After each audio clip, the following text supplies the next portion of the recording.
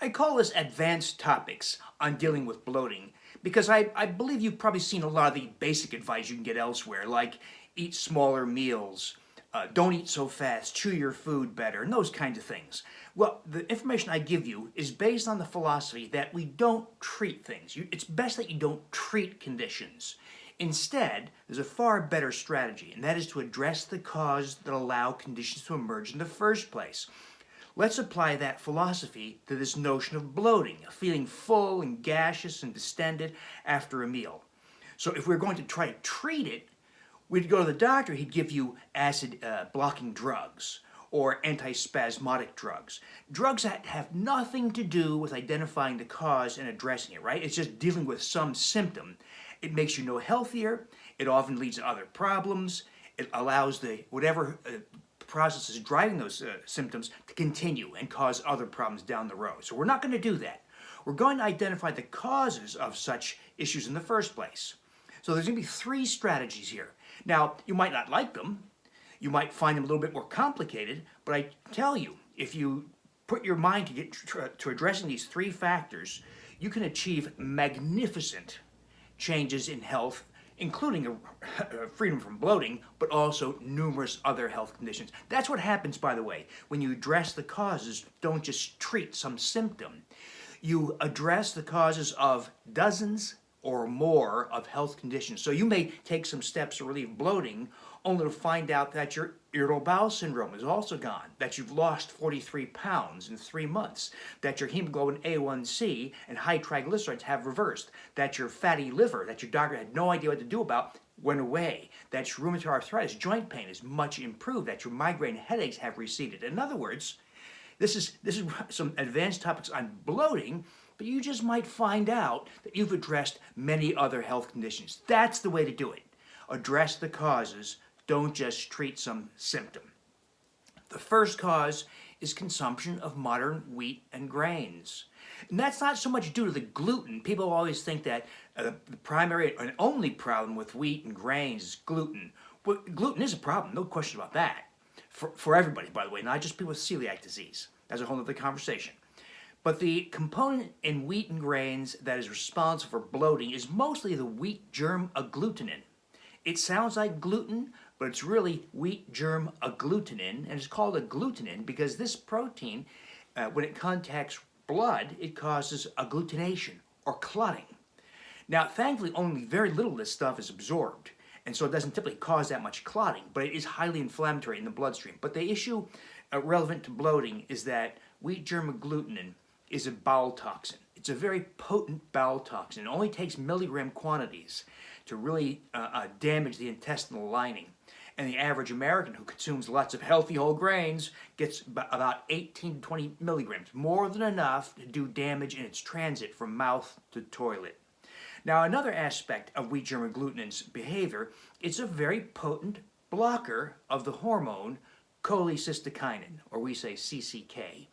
And CCK is a hormone that when you eat food, especially a meal rich in fat, when it contacts, you swallow it of course, when it contacts the duodenum just after the stomach, the duodenum releases CCK. And CCK signals the gallbladder to squeeze out its bile and the pancreas to release its pancreatic enzymes.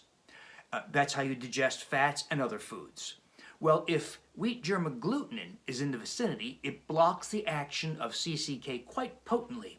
And so not all the bile makes it out of the gallbladder. That, by the way, leads over time to bile crystallization and gallstones. And the lack of pancreatic enzymes mean you can't fully digest the proteins, fats, and sugars. And so what happens? You have partial digestion. You get bloating. So wheat germ agglutinin, this component, this indigestible, completely impervious to human digestion, component of wheat and grains blocks digestion and causes bile stasis. So how do you remedy that?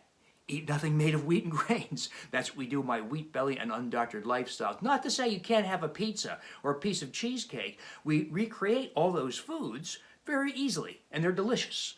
And we use different flours, different ingredients. We use, for instance, almond flour, or ground golden flaxseed, or coconut flour, and several other nut meals, seed meals, and flours. And you can make delicious replacement foods that have none of these health problems. Another common reason for bloating that's often not talked about is hypochlorhydria. And all that means is a lack of stomach acid. Not an excess of stomach acid, a lack of stomach acid. There is such a thing as high stomach acid also, but let's not talk about that for now. But hypochlorhydria, you'll recognize typically as people who say such things as, I can't eat meat. It sits in my stomach, it makes my stomach hurt, and I feel bloated for hours afterwards. Or I have a meal, and my stomach seems to stay full for much longer than it should. So that can be due to a lack of stomach acid. Two major causes for that. One is infection of your stomach with a microorganism called Helicobacter pylori, or H. pylori, which about 15-20% of the population have. And H. pylori can cause an initial hyperchlorhydria, excess stomach acid, that you get relief from with stomach acid blocking drugs. But then it's followed long-term by hypochlorhydria. Likewise, there's a condition called autoimmune gastritis, where there's an autoimmune attack of the cells that produce acid in your stomach, the parietal cells, and you lose the capacity to make stomach acid. Unfortunately, once you get to the point where you're not making stomach acid, you don't typically recover, even if you remove the causes. Even if you treat the H. pylori, even if you reverse all autoimmune phenomena, you typically don't regain the capacity to produce stomach acid, so you have to take some workarounds. Well, first of all, how do you know that you have these conditions? Well, look for those telltale signs of difficulty digesting foods, especially proteins like meats. And then there's a blood test called the serum gastrin. And if the serum gastrin level is high, you know you have a lack of stomach acid. And then you're going to have to resort to such things as acidification of the stomach, which you can achieve with things like carbonated drink, carbonated like seltzer, which is only so effective. It can be helpful. Vinegars. People like apple cider vinegar because it has both probiotics and prebiotics as well as the vinegar, but it's the vinegar that really works, not the probiotics and prebiotics in this instance. And then lastly, betaine hydrochloride tablets that you can take to acidify the stomach. Third cause, big cause, small intestinal bacterial overgrowth. A situation that's exceptionally common nowadays. It's become an explosive epidemic in which bowel flora that are usually confined to the colon, way down, have proliferated and clawed their way up into the ileum, jejunum, duodenum, and stomach, and have taken up residence, where they proliferate also, cause an increase in intestinal permeability, and thereby export their breakdown products into the bloodstream. That situation, called metabolic endotoxemia, is extremely inflammatory, but it explains how SIBO, bacteria in the gastrointestinal tract, can export their effects to the skin as rosacea, to the brain as Parkinsonism or dementia, to the coronary arteries as heart attack, to the heart muscle as atrial fibrillation, to the leg muscles as restless leg syndrome, to the joints and muscles as fibromyalgia, and on and on and on.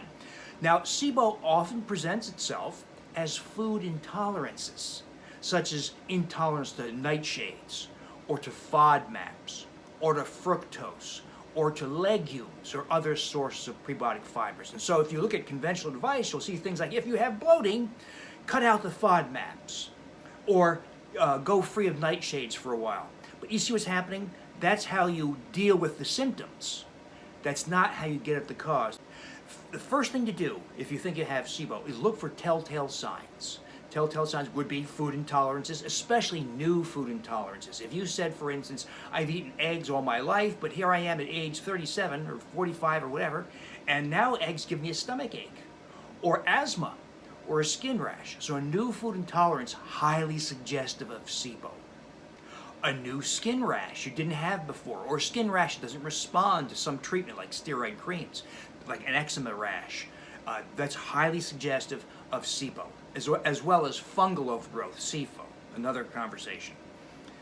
Another telltale sign of SIBO is fat in the toilet after a bowel movement. And you see this as little fat droplets, or fat staining where the water meets the porcelain. That's highly suggestive of SIBO. Another sign that's very highly suggestive of SIBO, virtually diagnostic of SIBO, is if you eat some source of prebiotic fiber.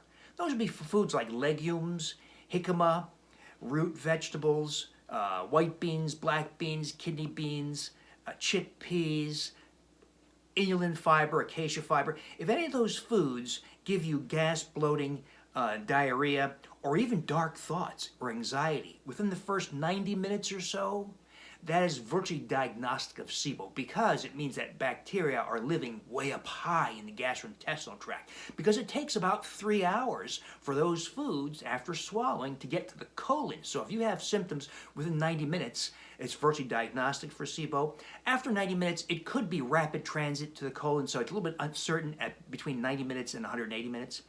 But those are the telltale signs. If you've got those signs, you can be pretty darn confident you've got SIBO. Another sign of SIBO is if you have any condition that is virtually synonymous with SIBO. That is, the association is so close that if you have these conditions, you can bank on having SIBO. Fibromyalgia is virtually synonymous with SIBO. Irritable bowel syndrome, the bowel urgency of irritable bowel syndrome, is virtually synonymous, though estimates vary between maybe 40 and 80% of people with IBS also have SIBO. People with rosacea or psoriasis, probably synonymous with SIBO. And neurodegenerative diseases are looking like they almost always have some component of SIBO as a contributor. Maybe not as a primary cause, but at least as a major contributor to the neurological deterioration. If you have obesity, type 2 diabetes, or an autoimmune condition, there's better than a 50-50 chance you've got SIBO. Well, if you think you have it, how do you confirm it? Well, sadly, you go to the doctor and he'll say something like, "Don't waste my time, I have no idea what you're talking about. Did you consult Dr. Google?" He'll blow you off 99 times out of 100. Once in a while, they'll actually agree to do the formal hydrogen gas breath testing. But I'll tell you, it's a pain in the neck to do. There's a day before prep, day of, drink a sugar, there's a baseline level, you have to collect breath samples, and then breath samples over the next 3 hours. So it's a long commitment of time, and you've got to do it repeatedly to manage SIBO. So that is one choice, hydrogen breath testing. But there's a new device on the market. You know, we live in this age now where we're being empowered by wonderful consumer devices, like Fitbit, right? Or an Apple Watch, or an Oura Ring, or a Whoop. There's so many of these great devices. Well, one of the newest devices is called an AIRE, A-I-R-E device, made by a company called Food Marble. And I have no relationship with the company, nor the device. But they released this device about a year ago, 2019. And this is a little device, and it measures breath hydrogen gas. It speaks via Bluetooth to your phone. It tells you how much hydrogen gas you're releasing.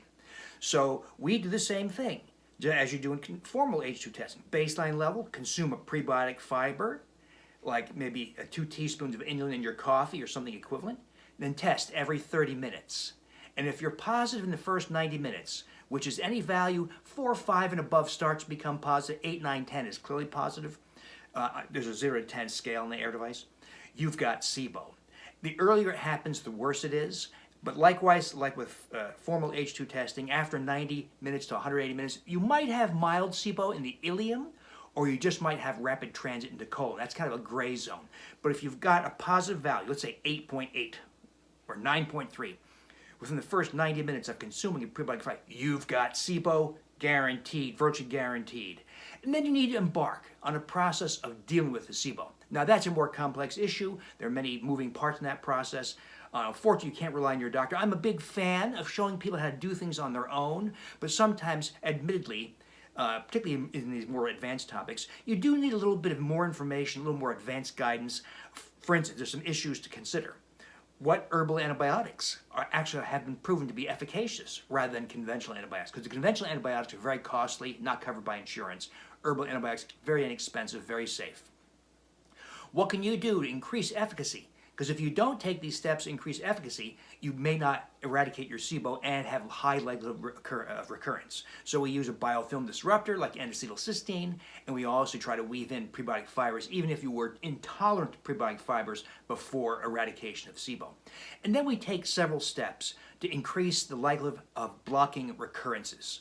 For instance, we use a high-potency multi-species probiotic, accepting that we still don't know what that probiotic should really look like. Lots of fermented foods, and taking in at least 20 grams per day of prebiotic fiber, and talking about how Lactobacillus reuteri, this yogurt we make for age-reversing effects, can be woven in later on in the process because it is very good at colonizing the upper GI tract, where it produces something called bacteriocins, which are natural antibiotics effective against the microorganism and species of SIBO. Okay? So more complicated, right? So if you think you have SIBO and you want to eradicate it, I invite you to join my conversation, my Undoctored Inner Circle. It's a membership website, but you support this movement. You support this movement of self-managed health because my colleagues in the healthcare system have largely failed you. They're good at catastrophic care. They're good at handing out prescriptions and medical procedures. They're terrible at helping people become healthy. And that's what I'm here trying to do with you. I'm trying to show you how you can regain health. Now, it helps to also be engaged in our basic program. When you do these strategies, on top of the basic strategies, you get much more powerful effects. So if you want to be brought up to date on my basic programs, the easiest way to do that is to get my Wheat Belly Revised and Expanded Edition, which just came out recently, and it summarizes all the strategies, including new recipes, new success stories, but you get the full basic program, and then you can add these more advanced topics on them, like SIBO management. And of course, follow my YouTube channel because I put out a lot of information out here, and I try to make it as digestible as possible, but all consistent with the philosophy that we don't treat things, we address the causes that allow disease to emerge in the first place.